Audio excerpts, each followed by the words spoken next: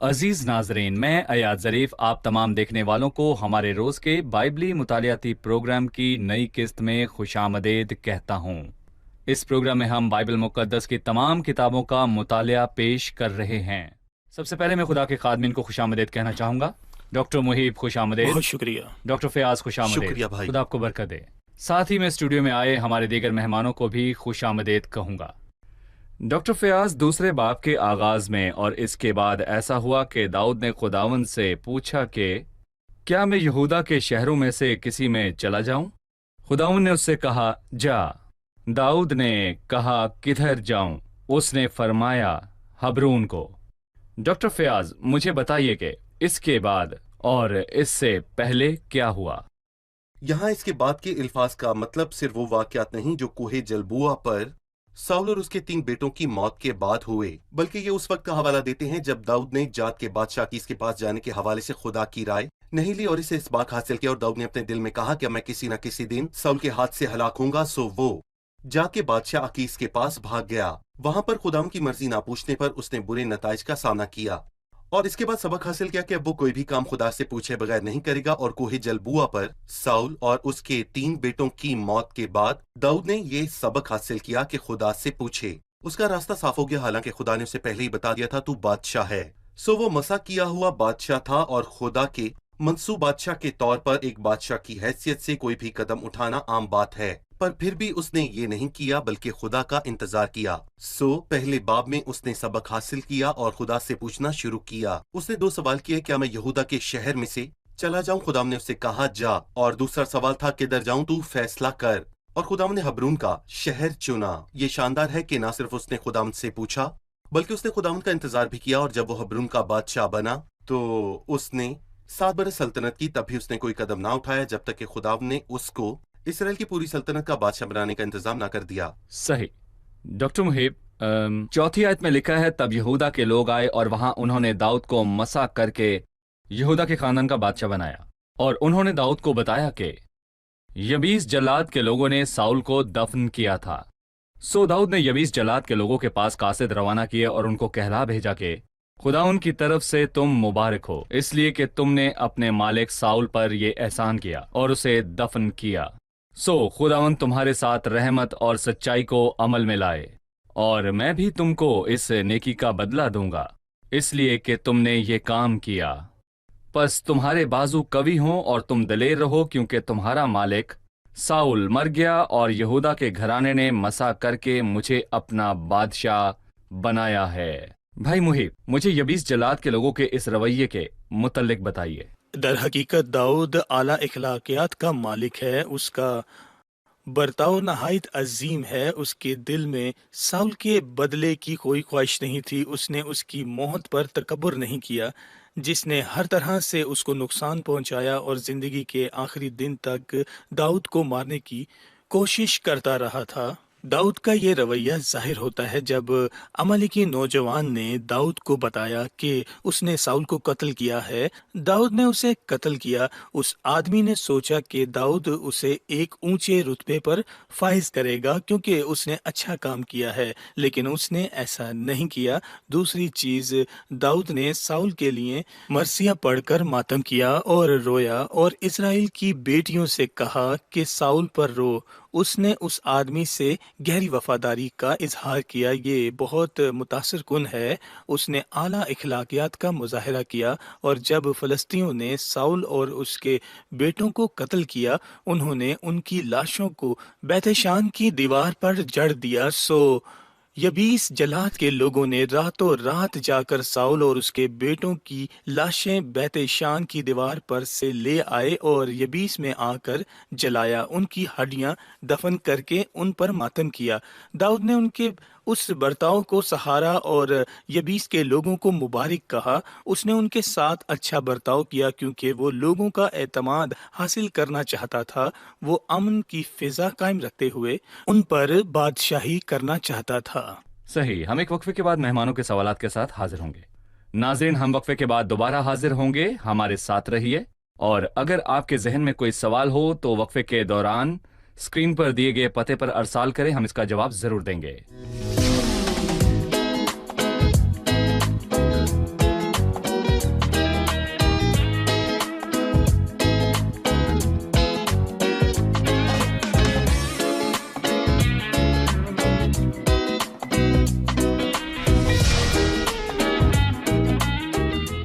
खुश आमदीद। आइए बढ़ते हैं अपने मेहमानों की जानिब और जानते हैं उनका सवाल। किसका सवाल है? जी कीजिए। दूसरे सैमुएल के दूसरे बाब की 8वीं आयत में हम पढ़ते हैं कि साउल के घर से अशबूसत हलाक नहीं हुआ था। फिर पहली तावारी के 10वें बाब की 6ठी आयत में लिखा है कि वो सब मर गए। क्या वो मर गया या नहीं? 31वें बाब में हमें मालूम हुआ कि जो साउल के साथ मरे वो थे जो उसकी जंग में मौजूद थे। सो साउल और उसके 3 बेटे और सिलाबरदार और सब आदमी मर गए, और जो जंग पर नहीं गए वो नहीं मरे, मतलब कि अशबूसीत नहीं मरा था। और फिर हमें मालूम हुआ कि उसका पोता यानी योनातन का बेटा, उसका नाम मफीबोशत था, वो भी नहीं मरा।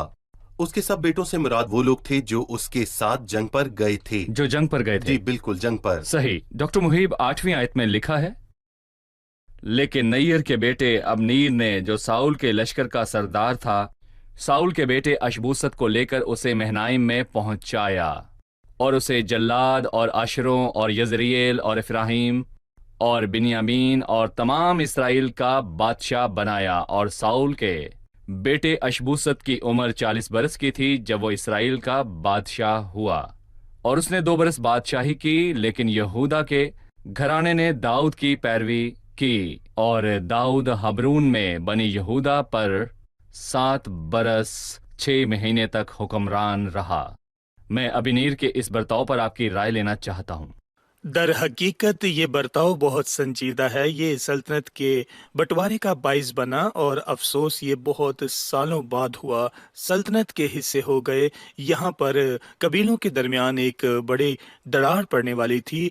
यहूदा के कबीले ने जबरून के बादशाह दाऊद की पैरवी की, जबकि अबनेर जो कि साउल के लश्कर का सरदार था, अब भी साउल के खानदान का वफादार था। उसने साउल के बेटे अशबूत को लेकर बाकी कबीलों का बादशाह बनाया। अगर हालात यूं ही चलते रहते तो खाना जंगी हो जाती और सल्तनत का बंटवारा हो जाता। वो निहायत खतरनाक था। वो नहायत खतरनाक था। इसके बाद क्या हुआ ये बताइए डॉक्टर फयाज। दरअसल ये हालात दोनों लश्करों के सरदारों के सपुर्द थे। दाऊद के लश्कर के सरदार योआब और साउल के लश्कर के सरदार अबनीर के सपुर्द थे, और ये वाज़ी है कि वो दोनों ही बहुत खुद गर्ज थे और इन्हें महज अपने काम से मतलब था, और इन्हें खुदा के लोगों और खुदा की मर्जी की कोई परवाह नहीं थी। वो इकट्ठे हुए और एक दूसरे का मुकाबला किया। उन्हें सलाह दी कि दाऊद और साउल के लश्कर से 12-12 आदमी एक दूसरे से लड़ेंगे। मैं कहूंगा कि ये सांडों की लड़ाई या पंजा लड़ाने की तरह था, ताकि अपनी ताकत का मुजाहिरा करके ये महसूस करें कि उनमें से लड़ने में बेहतर कौन है। लेकिन अफसोस, उन 12 ने एक दूसरे को मारा। 24 सिपाही, हर एक की तलवार एक दूसरे के लिए उठी, और जब इनके 12 और उनके 12 कुल मिलाकर 24 सिपाही मारे गए तो उनके बदले की शिद्दत और बढ़ गई। फिर जंग शुरू हुई और बहुत सारे लोग मारे गए। दाऊद के लश्कर में से 19 और साउल के लश्कर में से बहुत सारे मारे गए। और फिर इसके बाद असाहिल नामी एक और शख्स की मौत हुई, जो कि दाऊद के लश्कर के सरदार योआब का भाई था। और योआब ने ये बात दिल में रखी और तब तक आराम नहीं किया जब तक उसने अबीर को नहीं मार दिया। खाना जंगी होगी, खुदा के लोगों को इसकी जरूरत नहीं थी। वो इससे ज्यादा समझदारी से काम कर सकते थे। सही। मेरा भी एक सवाल है। हम जानते हैं कि खाना जंगी हुई। हम जानते हैं कि कौमों के दरमियान जंग होती है, लेकिन ये एक ही कौम के दरमियान जंग थी जो कि खाना जंगी थी, और ये खुदा के लोगों के बीच जंग हुई। रूहानियत की अमली सतह पर हम रूहानी जंगों या खुदा के लोगों के दरमियान जो इस दुनिया में मसीह के बदन में शामिल और हमारे अजीज और ईमानदार हैं, उनके साथ खाना जंगी से कैसे बचें।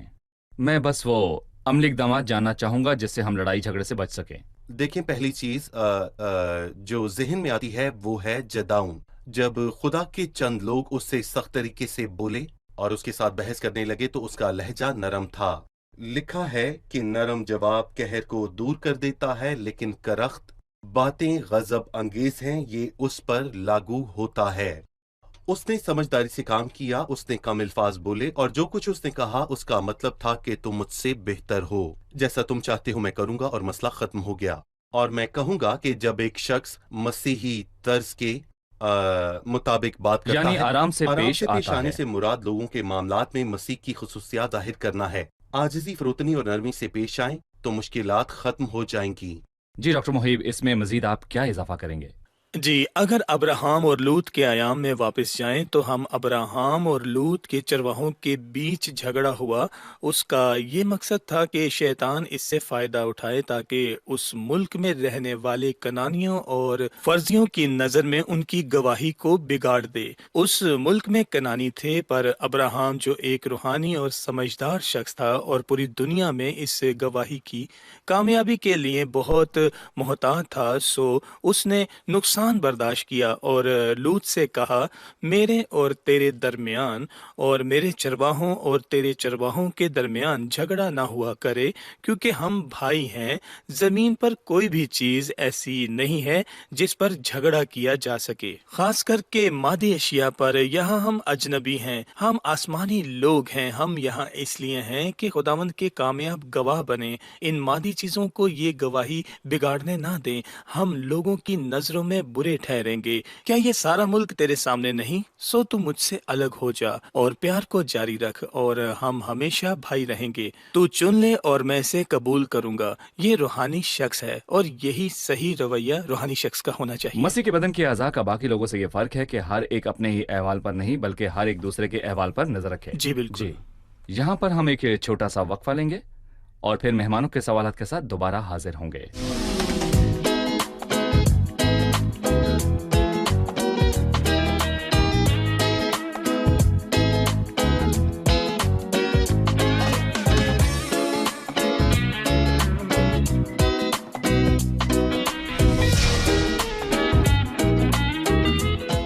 खुशामदीद। आइए बढ़ते हैं मेहमानों की जानिब और जानते हैं उनका सवाल। किसका सवाल है? जी, ऐसा क्यों है कि बहुत मर्तबा बुराई ताकतवर होती है और यूं लगता है कि वो जीत जाएगी, और बहुत मर्तबा हमें महसूस होता है कि खुदा इसमें मदाखलत नहीं कर रहा। कभी कभार तो यूं लगता है कि वो है ही नहीं। मतलब कि हम जंगी तजाद और खाना जंगी देखते हैं और यूं लगता है कि बुराई उन पर काबिज है। दरअसल हमें वापस जाना चाहिए।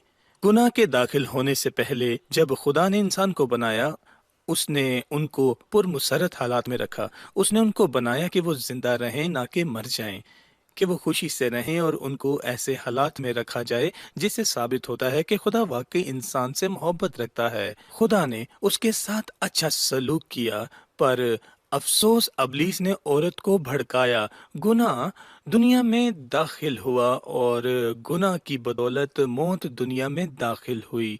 मेरा ख्याल है कि हम खुदा को इल्ज़ाम नहीं दे सकते। वो इंसानियत के गम और मुश्किलात का बाइस है जो हम अपने गिर्द देखते हैं, जैसे कत्ल, तशद्दुद, नाइंसाफ़ी, जुल्म, नापाकी और बिगाड़। खुदा इनका हिस्सा कभी नहीं था और इस पर यह इल्ज़ाम नहीं लगाया जा सकता कि वो इसका बाइस है। इसी वजह से नहीं है, बल्कि क्या वो दूर खड़ा होकर इस सब की परवाह भी नहीं करता? मैं कहना चाहता हूँ कि खुदा इंसान की बुराई को ही नहीं रोकता, बल्कि वो सब चीजों पर इख्तियार रखता है ताकि अपने कामिल मकसद को पूरा करें। बुराई का जरिया कौन है? बुराई का जरिया कौन है? अब्लिस, जो कि बुरा है। तारीख में सबसे पहला कातिल काइन था। यूहन्ना के पहले खत में उसके लिए कहा गया, और काइन की मानिंद ना बने जो शरीर से था। इसका मतलब है कि अबलीस शख्स पर काबिज हुआ और उससे ये पहला कत्ल करवाया। उसने अपने भाई को कत्ल किया और उसे मारा, और उस वक्त से आगे तक अबलीस शरीरों पर इख्तियार रखता है और उनको हर तरह की बुराई, कत्ल और तशद्दुद की तरफ ले जाता है। खुदा इस मंजर से दूर नहीं। खुदा सब चीजों पर इख्तियार रखता है और मुदाखलत करता है। लानत को बरकत में बदल देता है। बहुत मर्तबा वो अच्छाई से बुराई पर काबू पाता है। सो वो बुराई की रोकथाम के लिए अपनी ताकत का इस्तेमाल नहीं करता, बल्कि इसी बुराई का इस्तेमाल करके इन वाकयात के मिलाप से अच्छाई को निकाल लाता है। बिल्कुल। इसका मतलब ये नहीं कि बुराई का कोई अंजाम नहीं और वो बेमोल जाएगी, क्योंकि आदमी जो कुछ बोता है वही काटेगा। और जब शरीर की बुराई का प्याला भर जाएगा तो वक्त आने पर खुदा की सच्ची अदालत उसे सजा देगी। खुदावंद उस शख्स की बुराई के नतीजे में उसकी अदालत करेगा। और खुदावंद ने इंसान को बहुत मुश्किलात से निकाला, पर उसने तौबा नहीं की। वो अपनी बुरी राहों से नहीं मुड़ा। बदी शरीर को हला कर देती है। सही। डॉक्टर फयाज, जब हम तीसरे बाब के शुरू को पढ़े तो लिखा है, अलगर्ज साउल के घराने और दाऊद के घराने में मुद्दत तक जंग रही और दाऊद रोज बरोज जोरावर होता गया और साउल का खानदान कमजोर होता गया। मतलब कि जंग जारी रही पर दाऊद जोरावर होता गया और साउल का घराना कमजोर होता गया। लिहाजा हमें बताइए कि इस जंग के दाऊद पर क्या असरात थे। ये वाज़ेह है कि दाऊद खुदावंद के इंतजार में था, और इससे मुझे ये याद आता है कि दाऊद की जिंदगी में बढ़ते जोर और खुदावंद के इंतजार से मुझे यसाया के अल्फाज याद आते हैं। लेकिन खुदावंद का इंतजार करने वाले अरसरिनो जोर हासिल करेंगे, वो मलिकियों की मानंद बाल और पर से उड़ेंगे। और ये उसकी रूहानी जिंदगी और खुदावंद के इंतजार करने के नुक्ताए नजर से है। पर अफसोस कि उसकी खानदानी जिंदगी रूहानी जिंदगी की सतह पर नहीं थी, जो उसे ईमान की जिंदगी में और हर काम में खुदा पर मुनहसर रहकर जाहिर की उसकी रूहानी जिंदगी कमजोर थी। इसलिए हम पढ़ते हैं कि दाऊद के पास बहुत सी औरतें थीं, और मैं हैरान हूं कि उसकी इतनी ज्यादा बीवियां क्यों हैं। मतलब कि वो नेक, अच्छी और समझबूझ रखने वाली अबीजील बीवी से मुतमईन क्यों न था, और वो बहुत सी मुश्किलात से किनारा कशी कर सकता था। और हम इस तीसरे बाब में 3 मतलबी लोगों के बारे में ना पढ़ते जिन्होंने दाऊद की जिंदगी में बेतहाशा मुश्किलात पैदा की, और अबिसलोम जो जसूर के बादशाह तलामी की बेटी मक्का का बेटा था, ना इसके बाद उसकी बेटी तमर के बारे में जिसने मुश्किलात पैदा की, और ना बदकार अमनून के बारे में जिसने अपनी बहन के साथ मकरू काम किया। ना हम अदुनिया के बारे में पढ़ते जो बागी थी, जिसने अपने बाप के बुढ़ापे में मुश्किलात खड़ी की। दाऊद इन तमाम मुश्किलात से बच सकता था, जो कि सस्ता के 17:17 में दिए एक खास हुक्म ना मानने की बदौलत उसे पेश आए कि बादशाह बहुत सी बीवियां ना रखे, लेकिन अफसोस कि उसकी बहुत सी बीवियां थीं। और तो और मैं हैरान हूं जब नीर का बेटा अबनीर, जो लश्कर का सरदार था, जो अहद बाना चाहता था कि उसको तमाम इसराइल का बादशाह बनाएगा, तो दाऊद ने एक बहुत ही अजीब चीज मांगी जो शाह इसराइल के वकार के मुताबिक नहीं थी। उसने कहा कि मुझे साउल की बेटी मीका चाहिए। साउल की बेटी मीका दाऊद की बीवी थी, पर उसके बाप ने उसे लीस के बेटे फतलीएल को दे दिया था। सो तू उससे उसके शोहर से क्यों लेता है? लेकिन उसने इस पर इसरार किया, और मेरा ख्याल है कि इसका नतीजा शर्मनाक था। मैं कहूंगा कि उसने जिस्म के लिए ही बोया और अपने लिए जिस्म के बिगाड़ को काटा। तो उसने फौजी मामलात में कामयाबी हासिल की, पर वो अपने खानदानी मामलात में कमजोर था। जी डॉक्टर मुहीब, मैं इन वाक़यात की तरतीब जानना चाहता हूँ, इसके बाद क्या हुआ?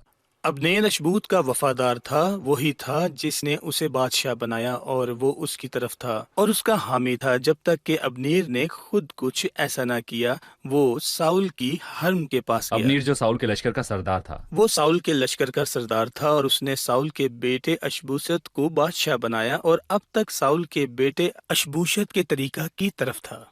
वो साउल की हर्म के पास गया, और अशबूसत ने सुना, और उसने अनबीर से कहा, तूने ऐसा क्यों किया? अनबीर को बहुत बेइज्जती महसूस हुई, और उसने उससे कहा कि मैं तेरे साथ मेहरबानी से पेश आता रहा हूँ, तू भी आज इस औरत के साथ मुझ पर ऐब लगाता है। ठीक है, आज से मैं तेरी तरफ नहीं आऊंगा। हम अलग रास्ते जाएंगे। जी, हम अलग रास्ते जाएंगे। इसका नतीजा ये हुआ कि अशबूसत जंगी मर्द नहीं था, वो कमजोर था। वो महल में पला बड़ा, उसको आसाइशों से बिगाड़ा गया, सो वो उस जंग में भी शामिल नहीं था जिसमें साउल मर गया। उसमें कोई हिम्मत न थी, वो कमजोर शख्सियत का मालिक था। अनबीर ने उसे छोड़ दिया, सो वो पीछे हट गया, और सल्तनत के लिए लड़ने के लिए उसका किरदार वहीं खत्म हो गया। अनबीर ने दाऊद से अहद करना चाहा कि सारे इजराइल को उसकी तरफ माइल करेगा, और दाऊद एक शर्त पर राजी हुआ। जैसा कि हमने भाई फ्याज से सुना कि वो साउल की बेटी मीकल को उसके हवाला करे, और दर हकीकत ये शरीयत के खिलाफ था। ना सिर्फ ये कि उसके 2 शोहर होते, पर यह शरीयत के खिलाफ था कि वो वापस उसके पास जाती। एक खास हवाला ये बयान करता है कि अगर वो दूसरे मर्द से ब्याह करती, वो पहले किसी की बीवी थी और उसने अपने शोहर को छोड़ा और अब दूसरे से ब्याह कर लिया, तो उसके पहले शोहर का उसको वापस पाने का कोई हक नहीं था। खास तौर पर ये औरत जो शरीर थी और ददाद की वफादार बीवी नहीं थी। सो ददाद ने अहबार की किताब में दिया हुक्म ना माना। आखिरी चीज के हमने देखा कि युवाब ने अनबीर को ऐसे भाई को कत्ल करने के लिए मुआफ न किया। सो चलाकी और बदनीयती से उसके पास हबरून को गया, और हबरून पनाह के शहरों में से एक था। वो उसे अलग फाटक के अंदर ले गया, क्योंकि जब तक वो पनाह के शहर के अंदर था तब तक कोई भी उससे खून का बदला नहीं ले सकता था। वो हबरून में पनाह में था। अनबीर पनाह के शहर को छोड़कर नहीं जा सकता था जब तक कि लायक तौर पर उसकी अदालत न हो जाती, ना कि उससे यूं खून का बदला लिया जाता। पर युआब उसे अलग फाटक के अंदर ले गया ताकि उसके साथ चुपके चुपके बात करे, जैसे वो उसे कुछ बताने लगा है, और धोखे से उसके पेट में ऐसा मारा कि वो मर गया। ददाद ने उस अमल की हरगिज हमायत नहीं की। उसने जनाजा किया और अनबीर की तरफ बहुत अच्छा रवैया दिखाया। उसने अनबीर पर ये मरसिया कहा कि अनबीर को ऐसा ही मरना था जैसे अहमक मरता है। मैंने एक बात पर गौर किया कि अबनीर जैसा शख्स जो कि लश्कर का सरदार था, जो कि खुदा के लोगों के बीच खाना जंगी का बाइस बना, वो महज एक इनफरादी मामले की खातिर अपना रवैया कैसे बदल सकता है, सिर्फ इसलिए कि साउल के बेटे ने उससे पूछा कि तू मेरे बाप के हरम के पास क्यों गया। तो उसने अपना रवैया बदल दिया और दाऊद की तरफ हो गया। मतलब हुक्मरान बहुत अजीब हैं। हमें आदिल हुक्मरान की जरूरत है कि वो आकर सब कुछ ठीक करे। इस हद तक कि इनफरादी मकासद और ख्वाहिशात को लोगों की किस्मत पर इख्तियार है। सही।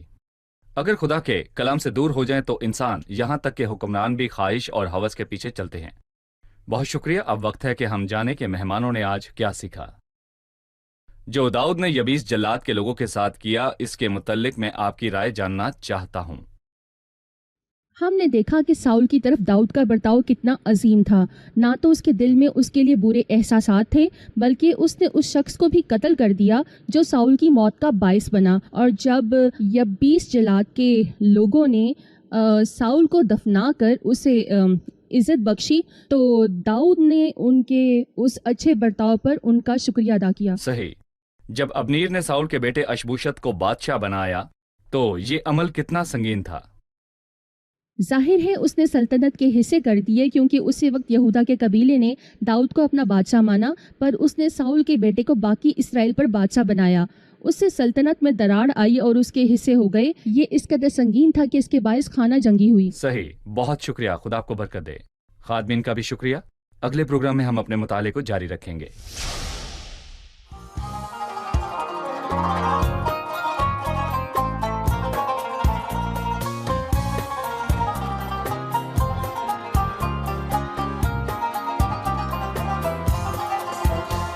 بشوق وحنين وصبر سنين بكل يقين وإيمان لسه ما شاخصين ومنتظرين نشوفك بالعيان.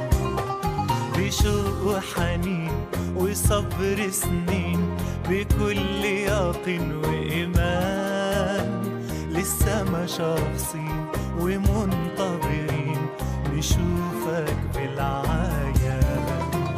وتناهى الليل تناهى وتقارب النهار وعرسنا جاي ياخدنا نستوطن الديار. وتناهى الليل تناهى وتقارب النهار وعرسنا جاي ياخدنا نستوطن الديار. يا غربة خلاص دارت الأيام نهار ده مش هيعود. بنت العلامات هانت الصعوبات محلى اليوم الموعود. يا غربة خلاص دارت الأيام نهار ده مش هيعود. بنت العلامات هانت الصعوبات محلى اليوم الموعود. وتناهى الليل تناهى وتقارب النهار وعرسنا جاي ياخدنا نستوطن الديار. وتناهى الليل تناهى وتقارب النهار وعرسنا جاي ياخدنا نستوطن الديار.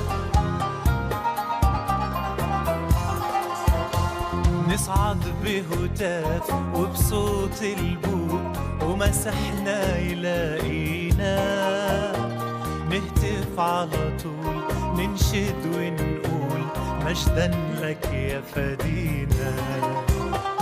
نصعد بهتاف وبصوت البوق ومسحنا يلاقينا، نهتف على طول ننشد ونقول مجدا لك يا فدينا. وتناهى الليل تناهى وتقارب النهار، وعرسنا جاي ياخدنا مستوطن الديار. وتناهى الليل تناهى وتقارب النهار، وعرسنا جاي ياخدنا مستوطن الديار.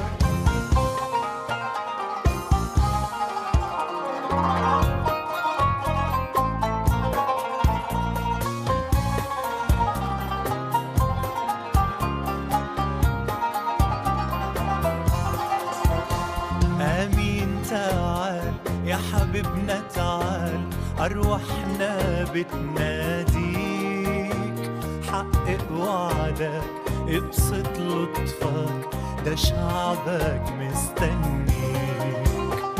آمين تعال يا حبيبنا تعال، أرواحنا بتناديك، حقق وعدك ابسط لطفك، ده شعبك مستنيك. وتناهى الليل تناهى وتقارب النهار، وعرسنا جاي ياخدنا نستوطن